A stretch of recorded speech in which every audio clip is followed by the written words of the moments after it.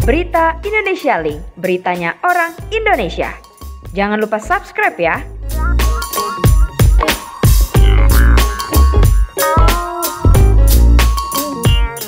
Mas Den, Ya. update kabar terbaru nih, baru balik dari New York bersama istri. Tapi hari ini istri nggak datang. Liburan di Las Vegas Istri gimana saya tuh? hilang. Jadi kemarin kita baru pulang dari New York, terus Los Angeles, terus Las Vegas. Terus kemudian kita dikarantina 8 hari. Terus di dalam 8 hari itu saya sama istri benar-benar dapat kesempatan untuk lebih dekat ya, lebih intim, karena kita nggak pernah punya waktu sebanyak itu. Nah, istri sekarang ini udah kembali beraktivitas karena dia kerjanya juga banyak. Dia juga ada kerja di Bandung. Jadi hari ini tidak ada karena dia sekarang lagi bertugas di Bandung tuh, gitu. Gimana Mas, tapi kehidupan rumah tangga nih, pengantin baru? Karena kan pas nikah belum ada preskonnya. Oh iya. Ditunggu lagi pandemi ya, Pak. Iya ya. Jadi jujur sih sebenarnya stigma atau pemikiran gue dulu tentang pernikahan itu akan berat. Ternyata di pernikahanku itu ternyata tidak. Karena istriku dan aku tuh sama-sama bisa saling mengisi sih. Jadi istriku cukup sangat dewasa, aku juga punya caraku sendiri. Akhirnya kita bisa jadi lebih kompak sih sebenarnya. Karena dua-duanya mau mengalah aja sih. Jadi jatuhnya tuh mungkin orang melihatnya ada yang gemas, ada yang senang, dan saya bersyukur aja karena kesan buruk tentang saya pelan-pelan mulai ada positifnya. Gimana saya sebenarnya kepengennya jadi bad boy yang sayang keluarga. The bad boy mah tetap. Karena menurut saya karakternya memang begitu. Cuman saya pengen coba merubah stigma bahwa bad boy itu selalu adalah pribadi yang harus dijauhin dan buruk. Karena ada juga kok bad boy yang bisa menjadi orang yang setia, penyayang, dan bertanggung jawab, ya kan? Gitu. Ada hal yang berubah nggak sih Mas mungkin setelah menikah? Banyak sih, berat badan gue nambah ya. Terus kemudian ada orang yang selalu aku pikirin ketika aku harus melakukan sesuatu atau mengambil keputusan. Itu aneh sih, biasanya gue egois banget dan nggak mikir panjang. Tiba-tiba kayak gue kepikiran sendiri, oh ya coba tanya pendapat istri, masukan dia. Terus juga ada orang yang aku khawatirkan. Berarti aku cukup egois ya pas masih single ya gitu. Dan aku ngerasa bahwa pernikahan yang aku jalanin sekarang itu adalah satu berkat anugerah sih. Dulu gue takut sih sebenarnya karena gue banyak banget melihat orang-orang yang pernikahannya itu kok ribet banget, dramanya banyak, terus juga berakhir dengan kekecewaan, kesedihan, perpisahan. Dan gue juga datang dari keluarga yang termasuk broken home lah istilahnya. Mama dan papa berpisah kan, jadi trauma itu cukup kuat sih, sehingga gue mungkin juga jadi takut nikahnya jadi lama. Tapi akhirnya ketika menikah, apa yang bikin abang sendiri tuh ngilangin rasa trauma itu? Istriku ini berkat hadiah dia dari Tuhan, karena dia banyak sekali membuat aku tuh akhirnya tidak lagi khawatir. Itu dari dia, bagaimana dia nge-treat, ngayomin, bersikap sesuai dengan porsiannya dia ya. Karena kalau itu kan bicara karakter ya, karakternya dia tuh ngelengkapin jadinya. Jadi akunya tuh juga jadi merasa tersupport, merasa hidup, merasa ada orang yang bisa nerima aku dengan segala bangsat-bangsatnya gue dulu ya. Lo edit dah tuh. Mas, gitu. Bang, tapi ngebentuk sebuah keluarga ini, Bang Denny tuh punya, biasanya kan setiap keluarga tuh punya aturan-aturannya sendiri. Iya. Kalau abang sendiri mungkin kayak gimana sih ngebikin keluarga ini? Jadi aku tuh sama dia tuh udah bersepakat dari awal kita nikah, ini gue buka dikit. Pertama, aku meminta, mengorder semua harta saya menjadi milik dia. Tapi kita tidak ada prenup ya. Jadi aku maunya semua ada di tangan dia yang mengatur, dia mengelola, dan saya tutup mata. Gitu. Kalau nanti suatu hari nanti harta saya diambil atau saya dirugikan, saya udah ngomong sama dia, lakukan itu karena kamu istri. Karena istri kan. Tapi saya tidak akan mempermasalahkan itu, anggap aja itu kerugian saya dan kebodohan saya. Terus kemudian saya pengen keluarga ini punya prinsip. Prinsip pertama adalah kejujuran. harus jujur, karena kalau tidak jujur maka keluarga itu akan tidak seperti keluarga, karena isinya cuma basa-basi keluarga. Terus kemudian komunikasi, kita harus bisa kompromi nih untuk sama-sama tidak sepakat akan suatu hal, tapi kita harus bisa jalani gitu. Terus kemudian komunikasi ini juga penting banget kalau ada keributan. Kalau ada masalah besar harus dikecilin, kalau ada masalah kecil anggap aja nggak ada. Jadi jangan membesar-besarkan segala sesuatu, karena kita jalannya bakalan jauh. Terus yang kemudian adalah saling menegur. Kalau misalnya kita ada salah, masing-masing harus tahu diri, jangan ngerasa selalu benar. Jadi dua-dua kalau boleh ngalah. Dan masih ada value-value lain sih aku. Tapi itu nomor 3 hal ini penting sih buat aku, dan itu kita bisa jalanin sih.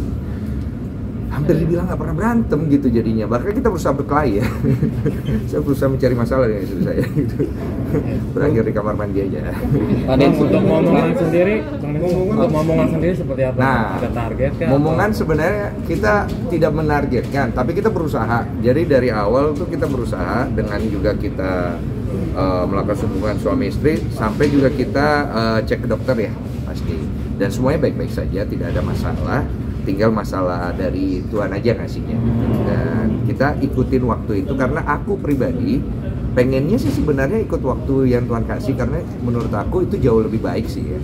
Kalau terburu-buru takutnya nanti nggak siap. Kalau memang kelamaan dan itu memang waktunya tepat, ya itu berkatnya mungkin di situ kan. Jadi kita nggak ada terbebani nih sama punya momongan harus cepat, atau omongan orang yang menanyakan hal kayak gitu, enggak sih. Di waktunya yang tepat aja, Tuhan kan yang lebih tahu. Honeymoon mungkin? Nah kemarin honeymoon juga tuh, akhirnya gue ke New York kan gitu. Oh ada telepon.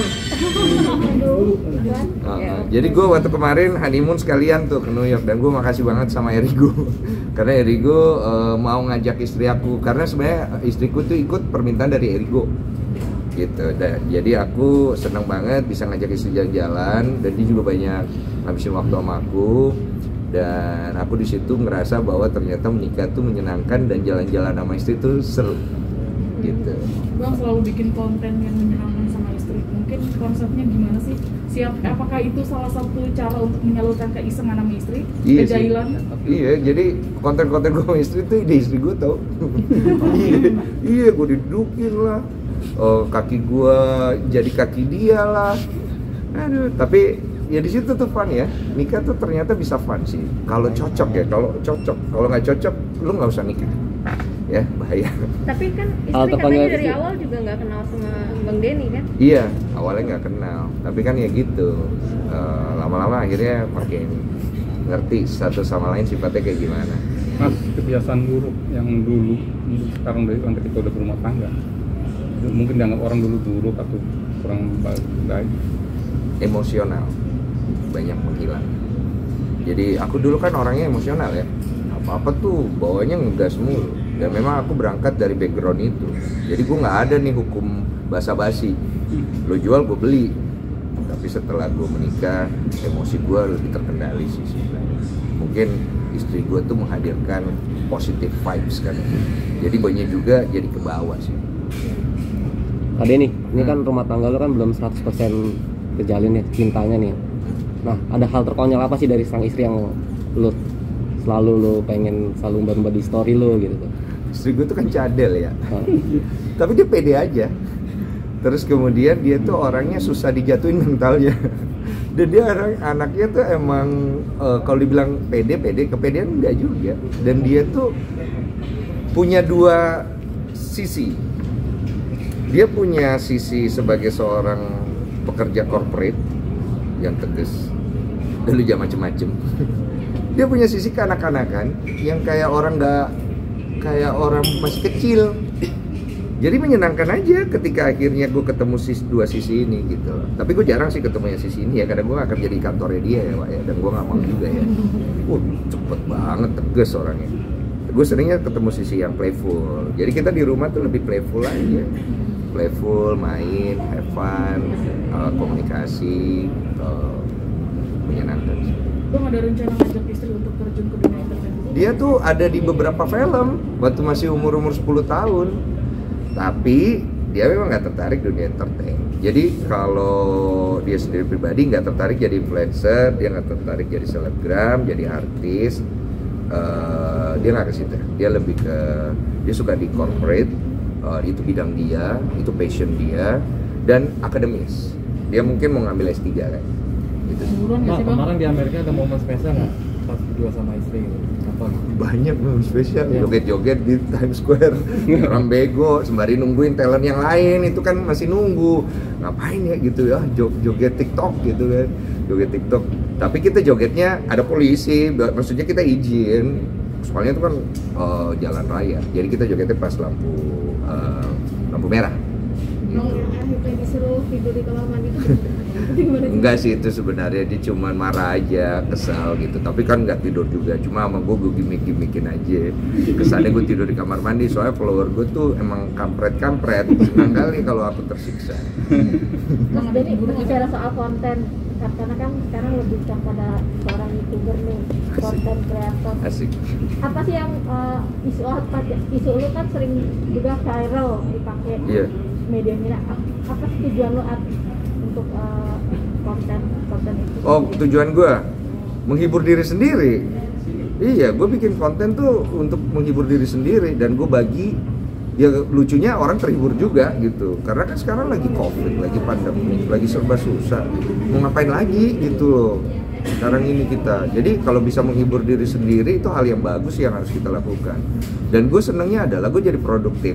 Ada hal yang tiap hari gue bisa lakukan. Bikin konten itu buat menghibur diri sendiri dan orang lain, jadi satu produktivitas yang mengisi hari gue jadinya. Susah nggak sih mencari narsum yang lagi dicari-cari media, tapi dia lo ngomong pada akhirnya? Iya, itu salah satu konten gue kan ada podcast curhat bang itu. Itu agak sulit sih kadang-kadang untuk nge-reach mereka. Kayak kemarin tuh ada salah satu nama yang memang nggak pernah mau, tapi akhirnya mau. Nantilah kalau udah tayang ya. Soalnya kalau disebut sekarang nanti dia berubah pikiran guys, ya kan? Jadi gitu. Pak Densu, sedikit mau nanya nih, dulu kan pernah ada perihal polemik anak nih yang secara kan diakui bukan anak lu nih. Gimana? Yang diakui dulu bukan anak lu kan? Diakui, dibuktikan. Ya. Nah itu kabarnya gimana sih anak kita sekarang? Secara kan lu merasakan dulu. Kalau lu sangkut-sangkutin lagi ke sana, awak ini kan kurang tahu ya, bukan mamanya. Jadi kalau aku pribadi seperti omong.